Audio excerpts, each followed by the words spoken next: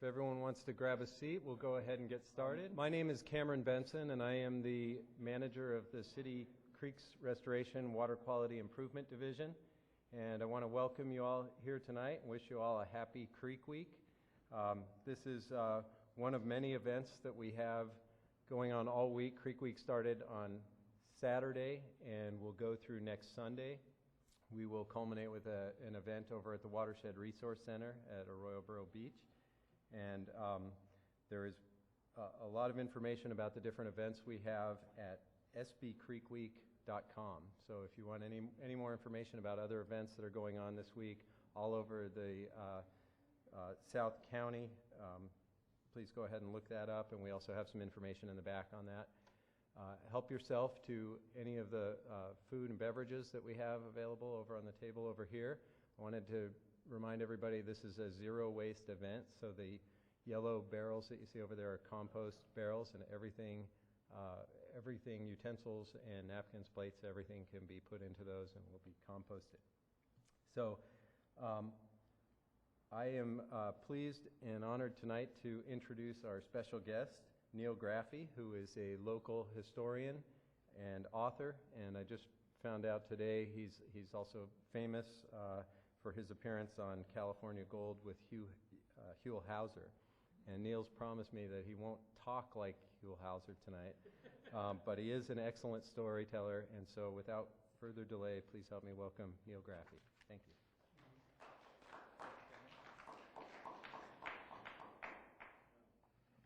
I forgot my pointer. Does this make a laser pointer, Wiz? Do you know? Yeah. All right. Okay. Creeks Week. Well, at first when they called me up for Creeks Week, I was thinking it was some sort of a senior seminar. Thought, okay, well, enough of that. So Creeks Week.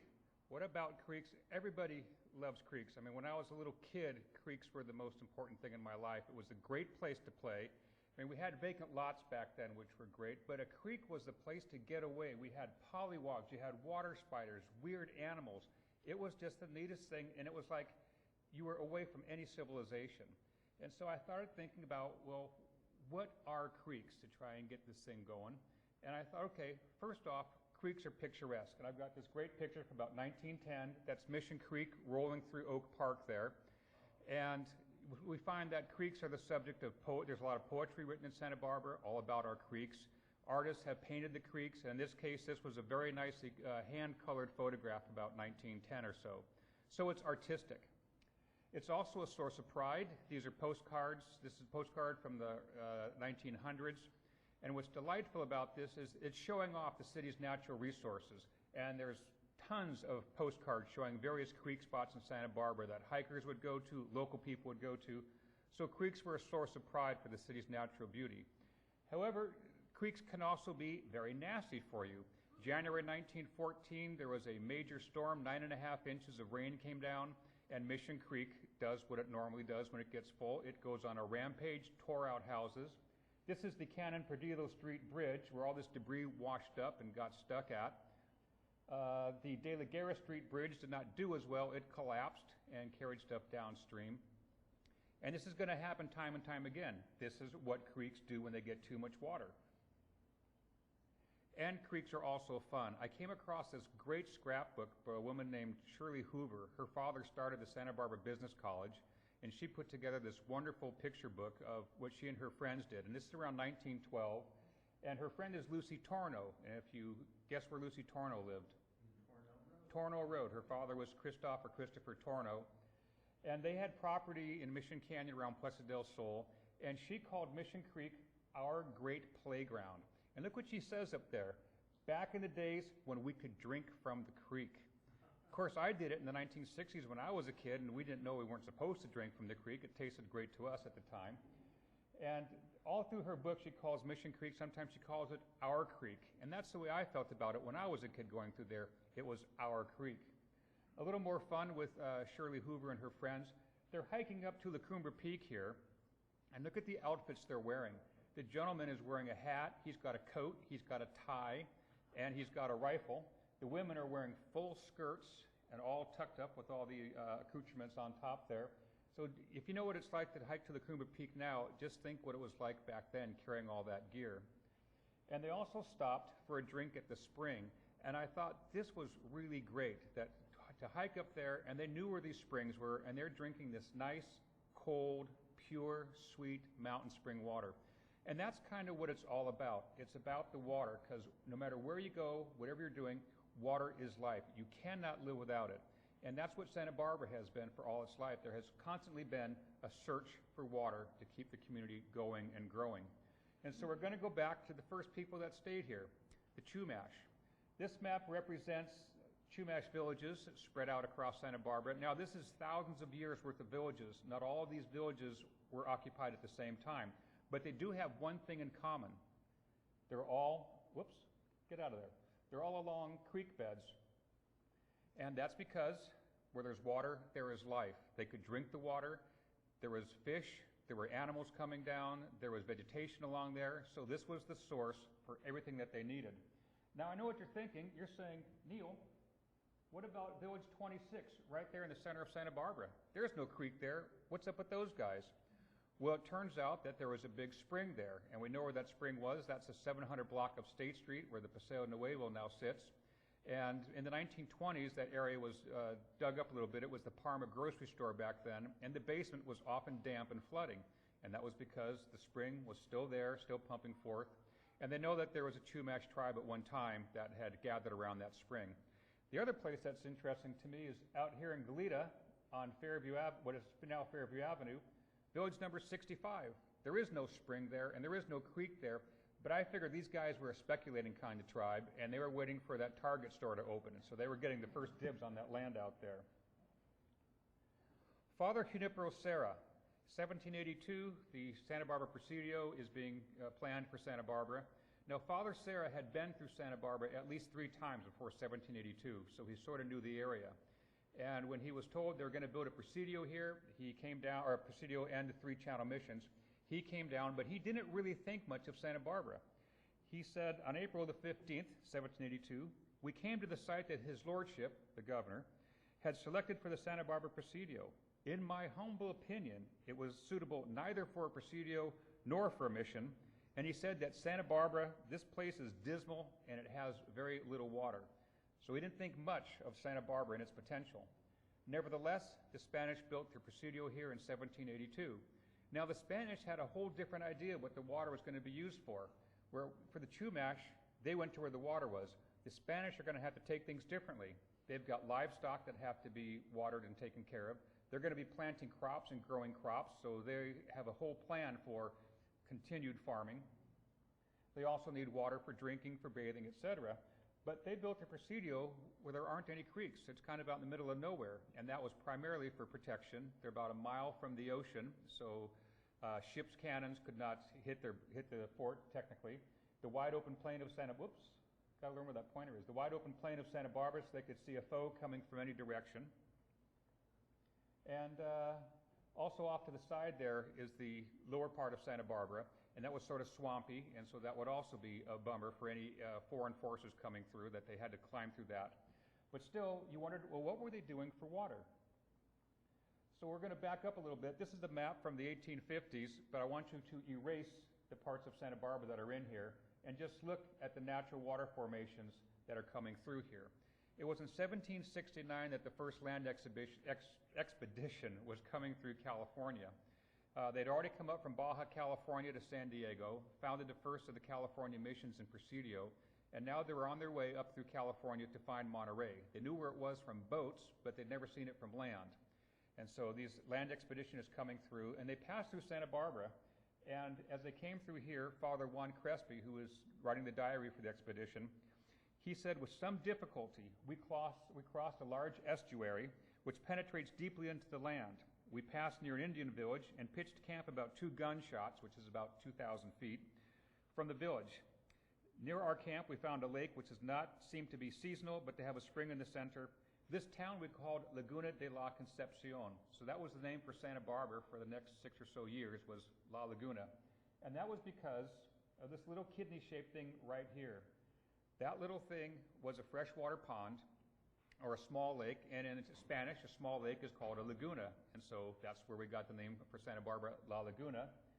And the estuary, of course, was all the swamp area down through here. The Indian village was down along the front here, where there were several springs, hot sulfur springs, cold springs. So now when the Presidio comes in, and here's our Presidio built around there, I'm still thinking, what did they do for water? All the creeks are over here. This area here is at a lower elevation, so they can't get water up to the Presidio. They've got to go down there and carry it in buckets or whatever they have available. But we did find that the commandant for the Presidio had written that he had to build an aqueduct from the creek to the front gates of the Presidio, and he gives the distance, and so it figures out that the first water project in Santa Barbara was an aqueduct from the west side, bringing the Mission Creek water to the front gate of the Presidio there. But even that's sort of a bad idea as far as protection goes, because figure if a foreign company comes down or the Indians are on a rampage, all they got to do is plug up the aqueduct, and they've got no water. We're going to starve them out or dry them out.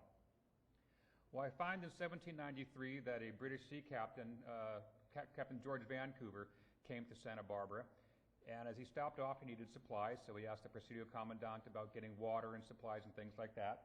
And they sent him down to the waterfront, where the Indian village was down there, where the cold and hot water sulfur springs were. And that's between Bath Street, Chapala Street, Montecito Street, and the ocean. That's the territory that they were looking at. And they found the Spanish had dug several wells there, but the water was really brackish and poor, but they were able to find a sweet spring that the Spanish had not yet developed or put a well in for yet. So they filled their cask from that. But they also noted that at the Presidio itself, there was a well which provided good water. So we know that within the confines of the Presidio, they had a hand-dug well. And just think of trying to dig into Santa Barbara soil with an 18th century shovel, and just think that whatever they have here is what they brought with them on their backs. There are no supplies. It takes a year to get supplies to Santa Barbara. So you got this shovel and whatever handle you've got with it, and you've got to make it work. And just think of digging through Santa Barbara soil with something like that. Well, 4 years later, Santa Barbara Mission was founded, and we seem to think that the mission of Santa Barbara looks like the one that we have today, but it actually took several different gyrations before they settled on the look that we currently have. This is a drawing by Russell Ruiz, and it depicts the mission around 1796. And at this time, the mission did not have really a water source. They had Mission Creek behind it. That's one of the reasons they built it where it was. There was a lot of rocks up in that area, and so a lot of rocks, little rocks, is Pedregosas, so that's also why we see Pedregosa Creek for Mission Creek. So they built the mission up there because of all the building materials. Mission Creek was behind it, so they had water, but they still didn't have water flowing into the mission. And the Padres in 1796 complained to their superiors that one of the problems with Santa Barbara is that in the summer, the creeks dry up. And with great effort, they have to get water out of Mission Creek about a quarter mile away, and it takes a lot to carry the water down to the mission. Well, they finally decide that rather than being dependent on the deity to provide rains all year round, they're going to take matters into their own hands. So this begins Santa Barbara's first really major water project up at the Santa Barbara Mission. And the first thing they do is they head up about 1.5 miles from the mission to what is now the Botanic Garden, and they build a large dam up there. Now, these are the Dam Franciscans, and their job is to take care of the dam up here and make sure that the water is flowing well. And you kind of wonder, well, what's with this? They have this big dam here, and all the water is pouring out down there. So what's up with that? How are they going to keep water there? Well, the secret is that during most of the year, there's slots cut into the sandstone there, and they put large boards across there to hold the water back. Just before the winter rains come, or whatever opportune time, they pull all those boards back, and all the silt and debris that is packed up in here over the year flows down the opening, and they also can go down by hand and pull out and rearrange the boulders and put their basin back together. Because one of the main problems with dams is that they fill up with silt and debris, and you sort of lose the volume of water that you used to have. So this is the back side of the Mission Dam at the Botanic Garden, and you can see the slot right there where they've taken the boards out, emptied all the water out. And if you go back there today, you don't recognize any of that because it's completely silted up and filled in. Down across from the mission, they had more extensive waterworks. They had an upper reservoir here with a mill, and the water came down into the mill, turned a wheel to take care of all their mill needs. Aqueduct came down to the lower reservoir here with more aqueducts coming out towards the mission. This little filter house is still there. If you drive up Mountain Drive, you'll see that off to the side to your right. Another aqueduct led across, and there is very careful negotiating with my fingers here. There we go. There's a little cutout right there so traffic can go through into Mission Canyon. And in the 1870s, it looked like this. So the aqueduct was on the top. There was the archway that you could drive through. The Mission Creek Bridge is on the other side, crossing over to what is now Rocky Nook Park. And this disappeared in the 1870s, and the legend is that there was a farmer that had a load of hay who was coming through the archway there, and he couldn't get his hay through, so he destroyed the archway to make room for his hay. Well, it's a great legend, but I start thinking about it, I'm thinking, first off, where is this farmer coming from with a load of hay? Because that's not hay-growing area up in that area. There still wasn't up in the Mission Canyon, and also that wasn't the main route into the city anyway. He would have come along Old De La Vina Street coming into, if he was out in the Goleta area. And also, getting his wagon across that spindly little bridge, I think that bridge would have collapsed before he got across. And what kind of tools would a farmer carrying a load of hay have that is able to tear all this rockway down and then make room? It would have been simpler just to go up Old De La Vina Street into the city. So I don't quite buy the story. Nevertheless, the arch was destroyed by the 1880s. All said and done, the final mission project looked like this. Mountain Drive is up along here. So there's the upper reservoir. There's the mill we're looking at, the lower reservoir. The aqueduct comes across the future street, comes down here, waters their orchards, takes care of the fountain in front of the mission, takes care of the wash basin, the lavanderia, comes down, and this whole area in here was orchards and vegetable gardens. So they had this major project, plenty of water, and things were working really well for the mission and for the Chumash Indians that lived up there. Meanwhile, back in Santa Barbara, if you wanted water, you hand dug a well, and you and your neighbors shared it, or you kept it all to yourself. Or you also went down to the De La Guerra Springs, where we saw that laguna in the earlier maps. This was what was on the De La Guerra property at that time, and they had built several wash basins for laundry, and you also got your drinking water from here. And there are also stories of enterprising Santa Barbarans who had large casks, and they would fill their water up down here and then take the wagons up to the city and do early arrowhead water deliveries to bring it to the populace. So this was the water supply for the city of Santa Barbara. Where is that nowadays? Right now, that is under the Parks Department and around Ortega, Coda, Laguna, and Olive Streets. As we can see by this next picture here, perfect timing on your part. In the early 1850s, Santa Barbara decided it was time to plan for streets and for blocks. They hired Salisbury Haley to come in and survey the town, and he produced this map. Now, it's not actually, those streets didn't actually even exist. They were just points on a map, and what they actually had was big redwood stakes at the corner of each future block showing where things were, or were supposed to be. And what we see here is we see that laguna, and what street do you think runs through the old lake? Laguna Street. And a lot of times you read stories of Santa Barbara Street, and they will tell you that Laguna Street was named because it ran into the large lagoon that covered the Lower East Side. Well, if it was such the case, it would have been called Estero Street because this was always labeled Estero on all the maps. So it ran through the lake area, so they called that Laguna Street. The De La Guerra family had this green spot here, and that's where they had their orchard and their vegetable gardens. So what street ran through their property? Not De La Guerra, garden. It was their gardens. Sir, you look like the type of person that wants to buy this book from the $9.95. Street Names of Santa Barbara has all the history of the original 52 street names. So those streets came from that action there. And as the other person asked, whatever happened to this, and it's under the city property down there in that general area. Also, once again, Mission Creek coming through here, called Pedregosa Creek at that point. And what I also notice on the maps is very often the creek stops right about there, and there's a big buildup. And this was the usual type of thing that happened. The creeks are flowing, and then as the creeks start to dry up, the wave action comes up, puts up a sand berm along there, it fills up with water, begins to stink, gets mosquitoes, etc. It's all part of the natural cycle. But when you're reading the newspapers from the 1880s and 1890s, the newspapers would start to mention the stench coming out of the lower creek area, and somebody should do something about it. Well, the city, getting the city wheels to move even back then didn't quite happen. And invariably what would happen is they would report that some great citizen went and got a stick of dynamite, placed it in the sand berm, blew it up, and now all the water has poured out, and everybody is happy. I think you just can't do that type of stuff today. There's probably a good reason for it, too, but it worked back then.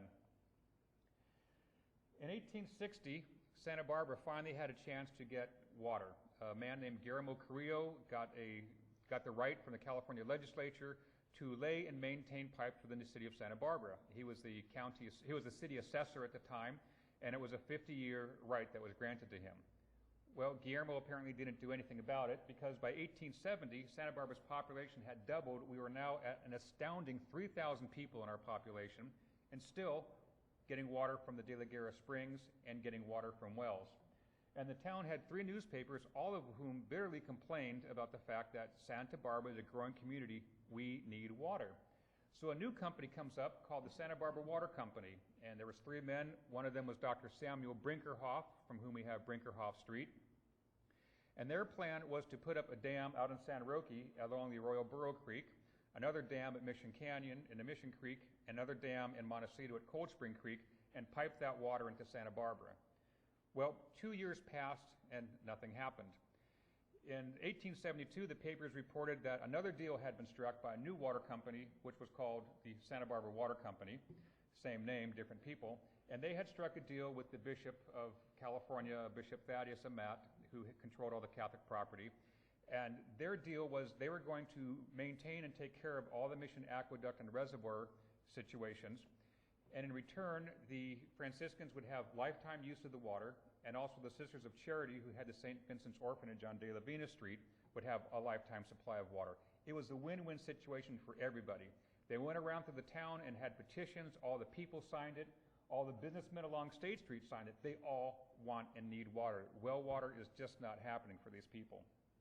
But they hadn't counted on this gentleman here. This is Charles Hughes. Charles Hughes is one of the great characters of 19th century Santa Barbara. He's a delightful gentleman to read about, and I just enjoy him immensely. In this case, he stood up to the Santa Barbara Water Company and said, "Sorry guys, but you do not have the right to lay any pipes in Santa Barbara. I do. I bought this right from Guillermo Carrillo for $50, so you don't do anything unless you go through me."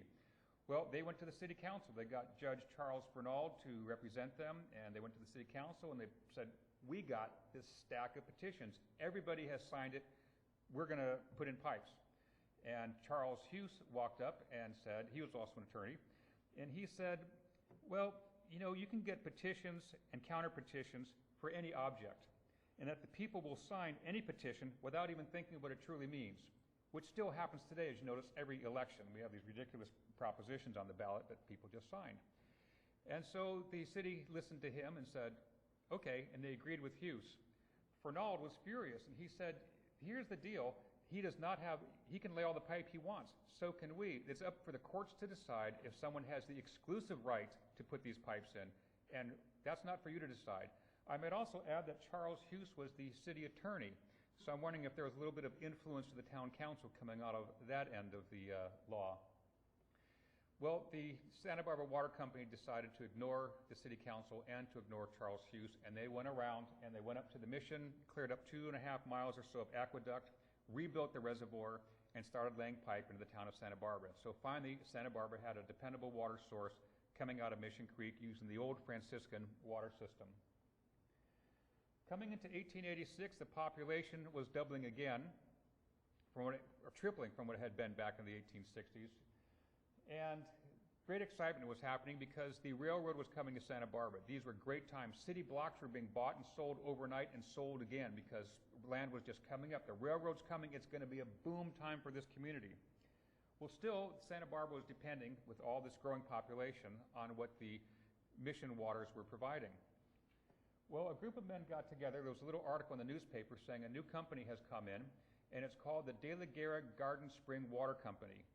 And these 3 men were going to take something about the De La Guerra Spring water area. Their article in corporation papers said they're going to be developing, piping, selling, and distributing water, buying and selling real estate, manufacturing and selling ice, providing general cold storage, drying and preserving fruit and meat, and carrying on a general manufacturing business. Well, this sounds really great. They have $90,000 worth of money behind them. They've got a great name. They've got an incredible business plan.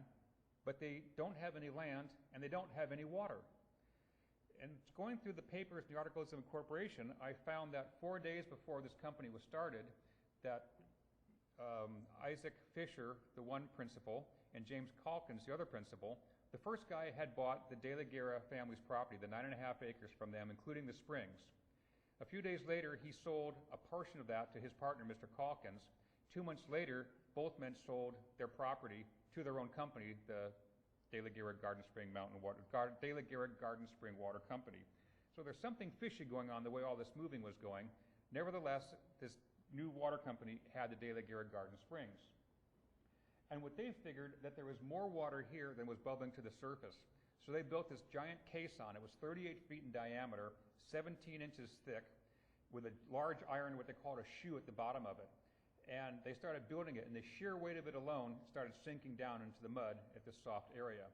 They got down about 40 feet or so, and then they got a steam dredge to start digging out the muck in the middle of it, and it dropped down to about maybe 47 or 50 feet.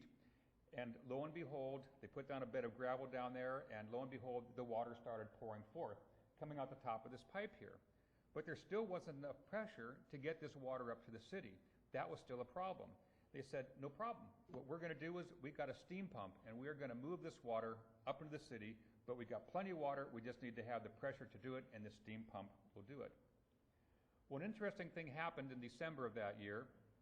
The newspapers reported that the new water company was ready to pipe water into the city, but the first part of water, the first delivery of water would be sent up here to a place called Holly Heights, which was the totally sun-baked, rocky-strewn, worthless Riviera property.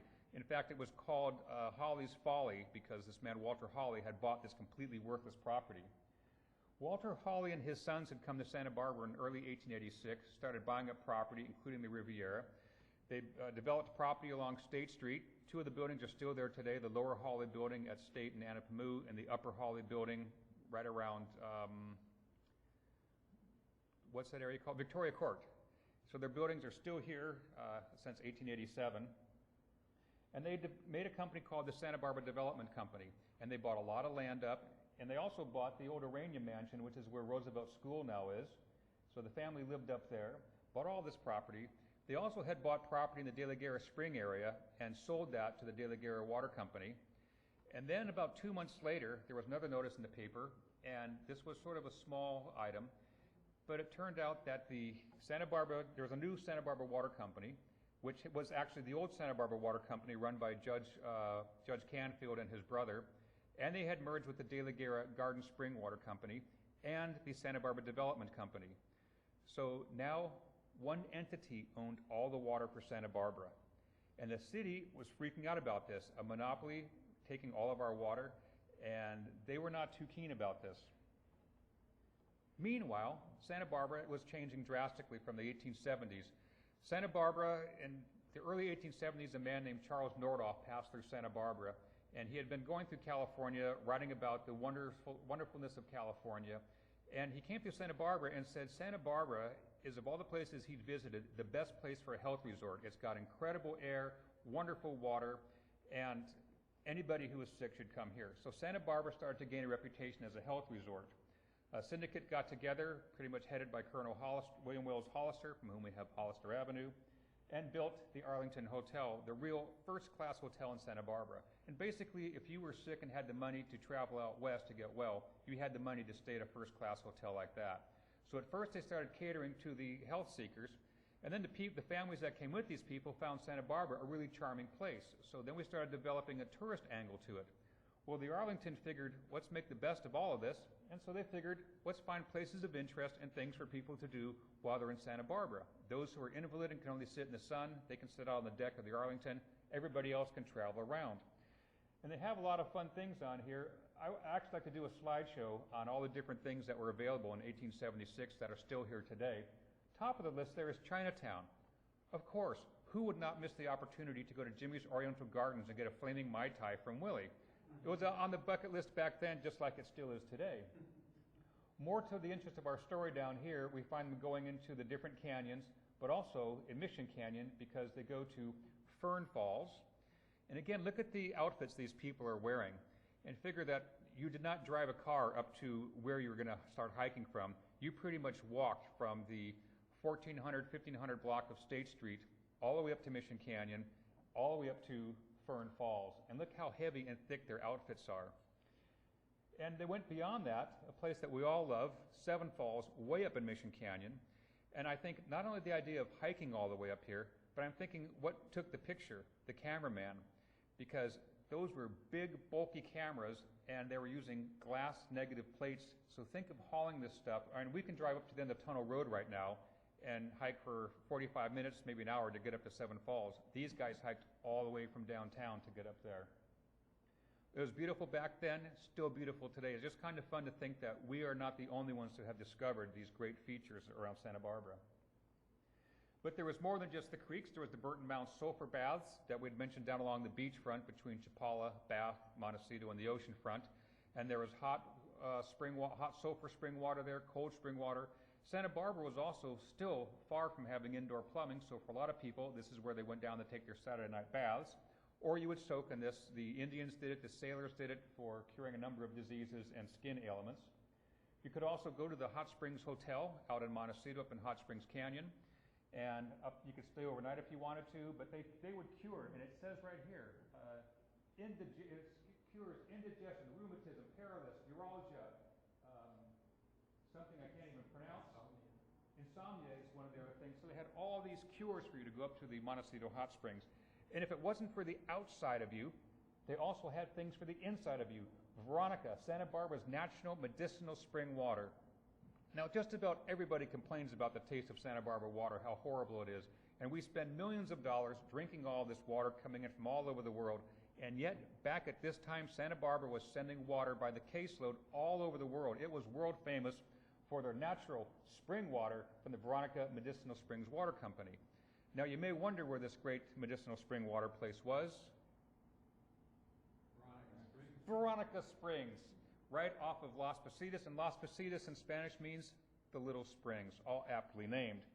And there was a great spring there and a great flow, and this was the best thing for you. My friends, do you have stomach, liver, kidney, blood, or bladder problems? Are you afflicted with gallstones, headaches, cramps, typhoid fever, pneumonia, cholera, or catarrh? Do you suffer from hemorrhoids, ulcers, abscesses, syphilis, eczema, or facial eruptions? Well, Veronica Springs Natural Water will take care of all of that for you and even more. One of the things that Veronica Springs Water is, let me mention two words to you, Fletcher's Castoria. And people of a certain age group in here know exactly what Fletcher's Castoria means. Veronica Springs Natural Water made Fletcher's Castoria look like a stool hardener. That's what a great laxative this stuff was. Sometimes I wonder if the priest is actually kneeling down to pray or moving right along. On the property of the Veronica Springs, they had built a little gazebo, and they had some of the water piped in there, and you could sample the water, take a little cup of it. And they said if the water tastes bad, it's not the water tasting bad. The problem is you are ill, my friend, and your tongue has a coating on it. Your insides are rotted out. You must drink Veronica Springs water until it begins to taste good, and then you will be cured. But you only got a little taste when you went to the spring, and there's a great story about this most disagreeable woman who was staying at the Potter Hotel down by the beach. She was such a disagreeable woman that when she called for her coach and a carriage to take her away, the staff at the hotel went, "She's gone, thank God, I hope she stays away." And she went up to the Veronica Springs to taste the waters. Well, she got out and she got a cup of water and drank it. And then she went to get a second, and people said, "Madam, do not take a second glass of the Veronica Springs natural medicinal waters. It's a mistake." She was not to be denied. She had been to Europe. She had been to the spas everywhere, drunk the waters of all the famous medicinal places, so she had a second glass. And then she looked him in the eye, and she'd take a third glass, and finally she took a fourth glass before she called her carriage and coach and said, "Take me back to the hotel." It is said that the coachman took his time coming back to the hotel, and you could hear the burgling and gurgling of her stomach as he did so, and he was sure to hit every rock and ditch on the way back. They said the inside of the coach was never the same, but it was well worth it because she was such a pain. Okay, now back to water wars. The city was concerned about the Santa Barbara Water Company having the exclusive right to all the water in Santa Barbara, and so they kept trying to do things to develop water for the city. But it was open meetings, and engineer George Wright would go to the city council and say, okay, we found a great place up in Huoncal Canyon. We can build reservoirs up there, develop the water pipe, and bring it into the city. Well, okay, we got to get bond measures and get it on the ballot. Well, before that would happen, the Santa Barbara Development Company would go up and buy all that property up in the Huoncal Canyon and all the reservoir property around it. So pretty soon, it was checkmate all the way down the line. And as we look at this map here, everything in purple is owned by the Santa Barbara Water Company or Judge Canfield and his partners. So here's the hedge springs up here of Mission Canyon. That's Rattlesnake Canyon, Cold Spring Canyon. Everything in purple owned by the Santa Barbara Water Company. I also might notice you'll see these little red streaks that I marked on this map. And those are water tunnels. People back then were thinking that the mountains were like giant sponges holding all this water inside, and they would drill, they'd get a bunch of people together, get some money, drill into the mountains and release the water. So the orchards and farms in Montecito, for example, were getting their water from all these different water tunnels. Well, a man named Eugene Sheffield donated this part in green up there to the city of Santa Barbara. Mr. Sheffield already had a water tunnel on his property, and if you walked or hiked up, in fact, it's kind of fun. This is an 1896 map, and this says Cold Spring Trail. So even back then, that was a well-known trail. And over here on the West Fork, if you walk up there, you will find that old tunnel. It's still there. And so he gave this property to the city. They finished the tunnel, and they started piping water into the city of Santa Barbara. Between Sycamore Canyon and Barker Pass up on Barker Hill, there's a reservoir still owned by the city today, and that's where they pumped the water back in the 1890s, and it still works fine today. So finally, they had a little bit of edge on the Santa Barbara Water Company. Well, the city kept trying to pass bond measures to build and develop new sources of water, and the voters turned it down. There would be a drought, and then by the time they got it on the ballot, it would start to rain, and people would go, well, I'm not going to blow my money on bond measure because we got plenty of water right now. The usual short-sightedness that goes along with these cycles. But in the 1890s, there were two very extensive droughts, and finally the voters had had enough, and in 1903, they passed a bond measure for $200,000, and this was going to bore a hole in the mountains up in Mission Canyon and provide water. Now, the way I've been reading all these things about this bond measure, it seems that the people did not realize what the bond measure was actually doing. They thought they were just going to dig another tunnel, and that seemed like a great idea. The actual idea, they were going to bore completely through the mountains, 3.7 miles from one end, come out into the San Ynez River at a place called the Rocks of Gibraltar. And there they would build a dam to hold the water, go through this tunnel, and into Santa Barbara. Whether that story is quite true or not, I don't know, but that's what the impression that I get is the voters didn't realize the extent of what this was going to be. And that's what it looked like back around 1903, and they get to work on this. Well, first off, you've got to get a road to where the tunnel is going to be. And so these men are working on the road, and what do you think they called that road? Tunnel Road. You guys are getting better all the time. So here they are starting on Tunnel Road, and then they start digging into the mountain to put this thing in. And this is just anything but a great time. They kept hitting pockets of water as they went through. They hit sulfur water. They had hydrogen gas that was rotting out the timbers. They'd put timbers up along there, and they were starting to rot out. The hydrogen gas was blinding the miners. They could only be in the mine for only maybe an hour or so, and then they had to be pulled out, and the other shift had to go back in. What I like about this picture, and I don't know why they took it this way, but there's all the men gathered around, the exact same spot right afterwards. And I'm not sure if they just all vaporized or something from the hydrogen gas or what they were trying to show, but you can see there's not much headroom in there for one, and you can see the gas or the hot water that is steaming through there. They would also hit pockets of heavy water, and the water would just come pouring through like that. There'd be a guy trying to drill a hole in the rock to put his dynamite in. He'd hit a water pocket. Water would be shooting out with such force that he couldn't get the dynamite back in there. They'd have to either let the water pour out, start again, or drill another hole. In fact, in 1905, so much water was pouring out of the tunnel after only a year of digging that they started to pipe that water into the city, and for the first time, Santa Barbara had more water than it actually needed. And there was so much water pouring out of the tunnel that the city made $300,000 off the deal. It's the first time I think the city has ever made money on a project. As the tunnel got deeper, they developed better ways to get the men in there. There was a little railway that went in there. And I was looking at these guys' pictures, and I realized that we must know the name of all of them. That's Doc, that's Grumpy, that's Sleepy, and all the way down the line. Now, what do you do with all the stuff you take out of this tunnel as you're digging it? or they put a little railway out over Mission Creek, and you just dump it in the creek. It's going to flow down to the ocean and get washed away anyway. Meanwhile, on the north side, they also started from the south side in Mission Canyon, and they went up to Santa Ynez River and started digging in from the rocks of Gibraltar area on the north side. And it was not an easy task because you had to cross the river some 31 times to get up there. And this is just a typical afternoon of a guy taking supplies up to that north portal. The north portal was also problematic because they kept running into pockets of gas, which was rotting. So much of that was cement lined because the timbers just wouldn't last up there. They got rotted so fast. They had one man die of asphyxiation up there. Another man almost died. His wife went into the tunnel and pulled him out. Eventually, so much water was pouring in because this, from the north end, they're going downhill. So all the water is pooling toward the bottom where they're working. And eventually, they couldn't even get the pumps to, there was so much water, they couldn't get the pumps to pull all the water back out again. So they had to stop for a little while. And finally, in December of 1912, 8.5 years after they started, they punched all the way through. A miner on the south side was drilling into the rock, and his drill went through, and thought, well, it's not a soft spot. And he could feel the air coming through.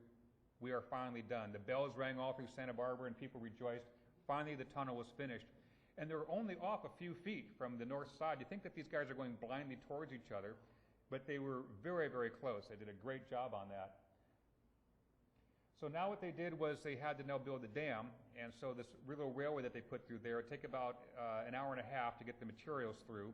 There was four little locomotives and several flat cars. They put all the cement, everything they needed on that to get back to build the Gibraltar Dam, except for one thing, the dynamite. They did not want to bring the dynamite through the tunnel in case it went off. So the tunnel was very expensive. It cost some $600,000. It was $400,000 over budget because of all the hardships they found. So it cost $600,000, and they were not about to lose that.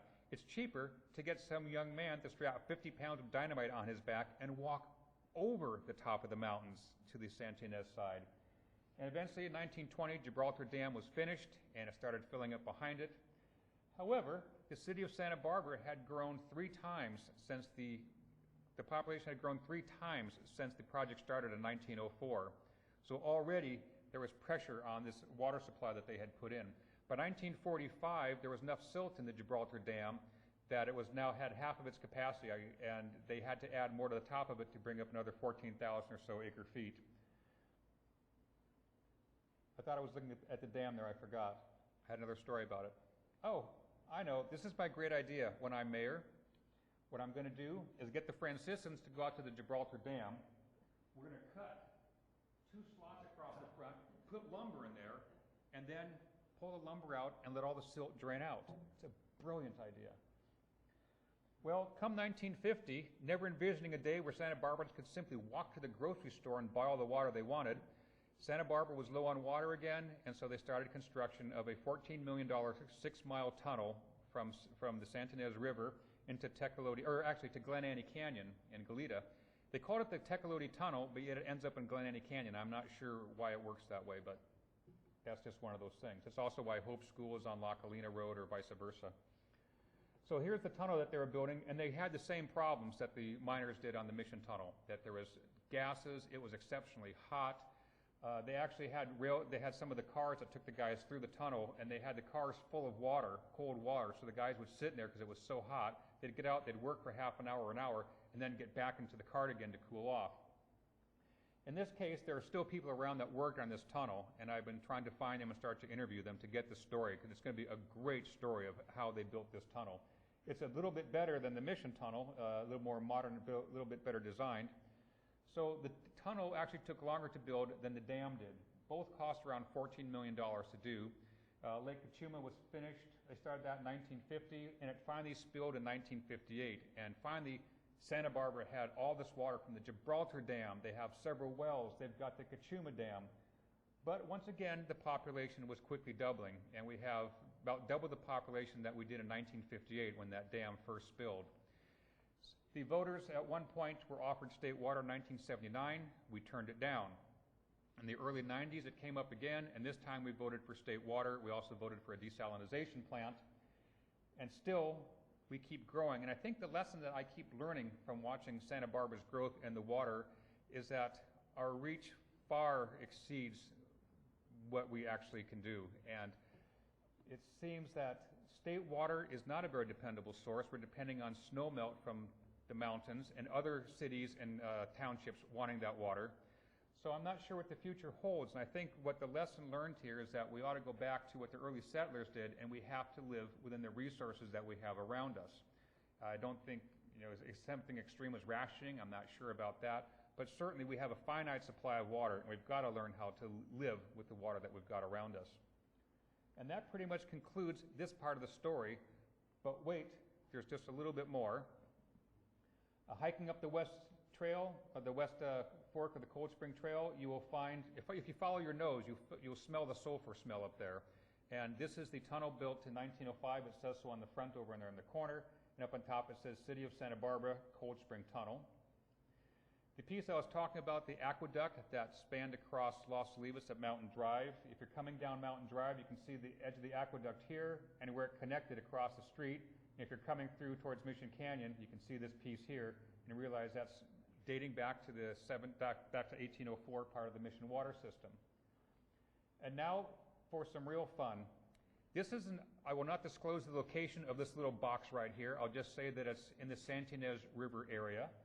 It's a small little opening, and in December of 2009, a group of foolhardy gentlemen got the opportunity to step into that box. I think we have city engineer Eric Maple, I think that's Matt Sanchez, Cameron, our host here, myself, Ernesto, and I think that's Mike Gordon was our driver. He didn't go into the tunnel with us, but we got to. Once a year, the city of Santa Barbara goes through this tunnel, and the engineers look at it to make sure what the cracks are like, to see if they've expanded or contracted, and make sure that the tunnel is okay. As a civilian, I have always wanted to go through this tunnel since I first heard about it. And I had some friends in high places, and they pulled some strings for me. And my one friend especially wants to remain anonymous for the work that she did for me. And since Susan Thompson is a great friend of mine, I'll of course honor her wishes to remain anonymous. So after much paperwork was filled out, I got the opportunity to join these gentlemen and crawl into the tunnel. The first thing that I noticed, very nicely, somebody put an arrow there so we knew which direction to go. This is looking back towards the tunnel entrance. We'd gone a couple hundred feet or so, and then they shut and locked that hatch. And that's what we looked at. And if you've ever seen black, this is black. So there's nowhere to go but forward. We had helmets. We had to have little lights on our helmets, carry flashlights. And it's very interesting, different colors. Here's our first obstacle that we had to go through. And we're thinking, what are these pipes doing here? Is there a lot of compression coming into this part of the tunnel? And if we hang on these things as we swing underneath it, are we going to break it off? And if so, is it going to cave in? So we had to dodge and get through all those. There's also places where the ceiling is not that tall, and you've got to almost duck walk at several spots. And thank God I've got a good trainer, and so I was down, duck walking like this. And also, it's a good thing we had helmets, because at certain portions up here, when they did the molds to pour the forms for the cement, that's right in dead center. And so you're squatting down as low as you can, but you're getting stiff, and so you put your head up, boom, your head hits that little ridge that's poking down there. And I don't know if they did that just to be mean and to be funny, but I was sure glad I had a helmet on when we went through that section. There is life in the tunnel, a couple of little fish. There are giant anaconda snakes ready to grab you and pull you up into the rafters. I told my sister that this was a water scorpion, and they will penetrate your tennis shoes and rip your toes off. It's actually just a little crawdad, but there is life in the tunnel. I might add that the city turned the water off as we were walking through there, but there's still water in there. These are some of the insulators for the electric cables that had gone through there. There was also a few other electrical devices in there, the remnants hanging around here and there. There's rocks of different shapes and colors, and I wish I knew more about geology to understand what is going on when you see this one completely section of colored and shaped rock, and right next to it a completely different layer and color.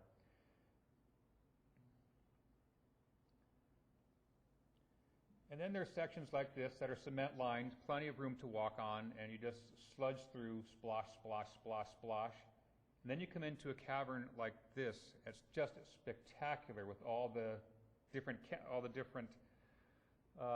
I don't know what you call, what do you actually call that stuff? I was not thinking, still, not mold, it's not, it's, what is the coating on the rock? Not chemicals, it's all those different things. Anyway, it's amazing what all that stuff is on there. Like I said, I should have learned more geology.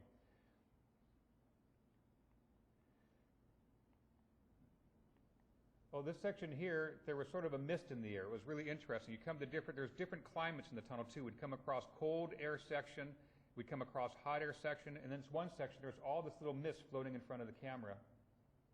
And this sort of looks like the Helms bakery truck had come by and put an ice on everything. And I actually touched it to see, is this soft? What is it like? And it was rock hard. It's raining through this one here, a lot of rain pouring down.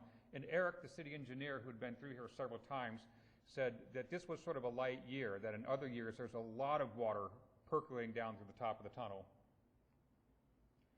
Some of the wood that's still up there, I don't know if that's from the 1904, 1912 building or not, but there was lumber up there, some of it rotting, some of it covered with all this residue.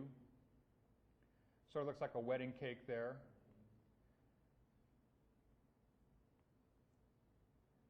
Different colors, different materials.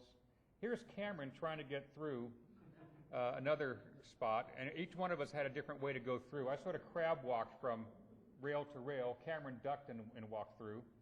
I kind of thought I could go through the top part, but it was a little too narrow. About 2 hours into our trip through the tunnel, we came to this section here, which was really odd because it was sandstone blocks cut and mortared into shape. And we stopped here to eat our lunch, and behind us we found this other hole going off in a different direction. So we crawled through there, and at other sides of this hole, going that way and going that way, was a tunnel that was blocked there and open coming down to there. And when I got back home and started reading my tunnel history, I found out this was where a cave-in was. They were coming through from the south end. They hit a quicksand area, also a cave-in, and it was so bad they decided they were not going to try and unplug it, but they're going to go around it. So they spent a lot of time and money to bypass this area. Otherwise, it would have been a straight shot from the north side to the south side, but there is an elbow bend in there due to this section here. More wreckage as we're wandering through. And there was all kinds of stuff on the floor. There was a horseshoe in one place. There was a very old bottle stuck up in one of the rafters. So there's neat stuff left behind, and it's the type of stuff that you just call leave it. You just leave it where it is. Finally, we saw daylight at the end of the tunnel, and it's not easy to get out like it was getting in. You had to squat down and go through there. And by now I knew why Eric had told me wear the worst shoes you have and don't expect to ever see them again, because the muck at this end was so deep. We were about 6 inches into the muck that you put your foot in, and almost sucks your sneaker off as you go through. But that was the end of the tunnel, and we came out at the tunnel roadside, and now we have end of slideshow, click to exit. And there we go. So that is the search for water for Santa Barbara, and I thank you very much for coming, and thank you, Creeks Department, for having me.